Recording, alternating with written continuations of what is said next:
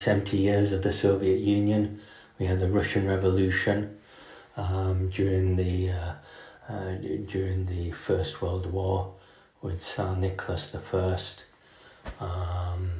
I think they were very desperate during that First World War, and they were quite weak in that First World War, and Tsar Nicholas I struggled with that war. But I think with that war we had the Russian Revolution and the introduction of the Soviet Union, and I think with that we've had 70 years of the Soviet Union. I think that's despite all of its losses, despite its commitment of soldiers. I think it's suffered a lot of losses. I think that the Soviet Union has tried to engage with the world in perhaps a very aggressive way, in a very strong, aggressive way, in a very aggressive way. And I think that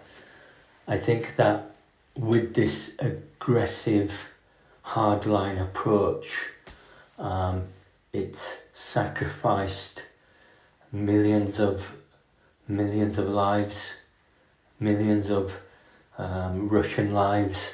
It sacrificed 18 million soldiers during the Second World War, and that's a big, heavy commitment.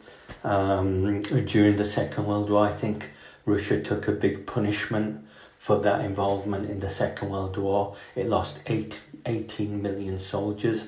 That's probably the biggest loss compared to any other country that was involved in the Second World War. So I think Russia has pretty much paid a price for involvement in the Second World War. Losing 18 million soldiers shows how desperate Russia is during the Second World War and with these European world wars. I think Russia usually is very desperate with these things and usually has to pay a big price for these things with human lives, Russian lives.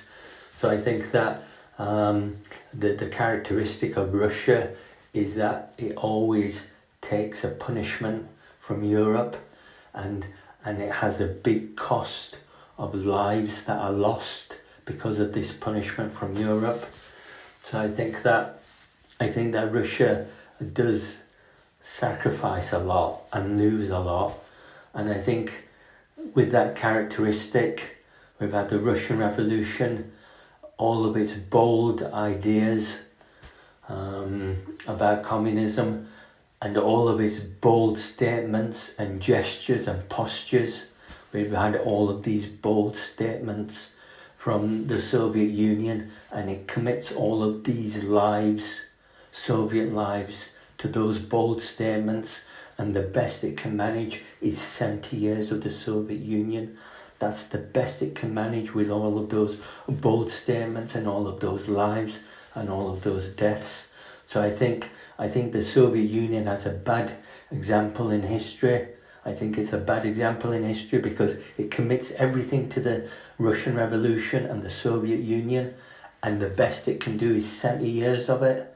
And I think if you look at history, most other revolutions have done better than that.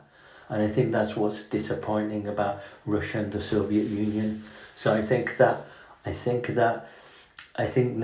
that we live in a modern Russian country, following the Soviet Union, following the collapse of the Soviet Union in 1992, I think we live in a Russia now that has crumbled into decay. It's in disrepair. It has no buildings, bad buildings. It has no food. It has no economy.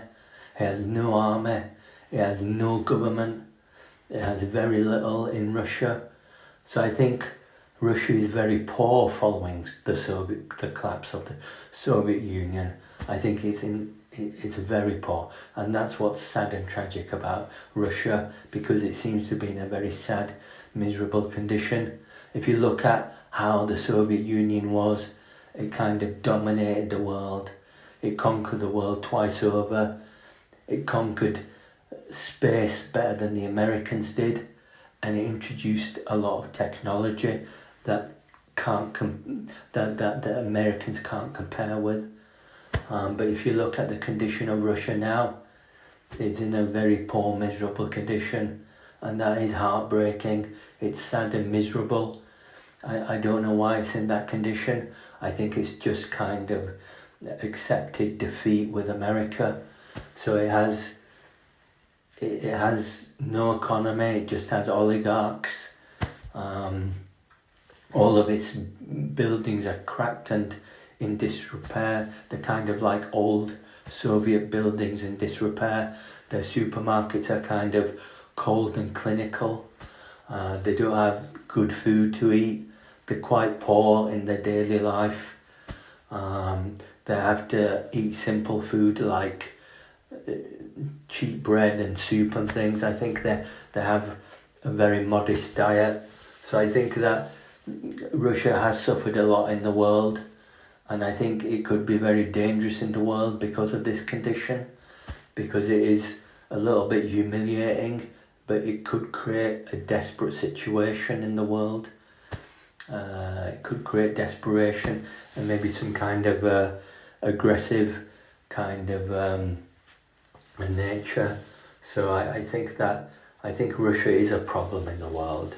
I think that it's a destabilized region that could be a problem in the world because it's not stable, and that's my position on Russia. Thank you.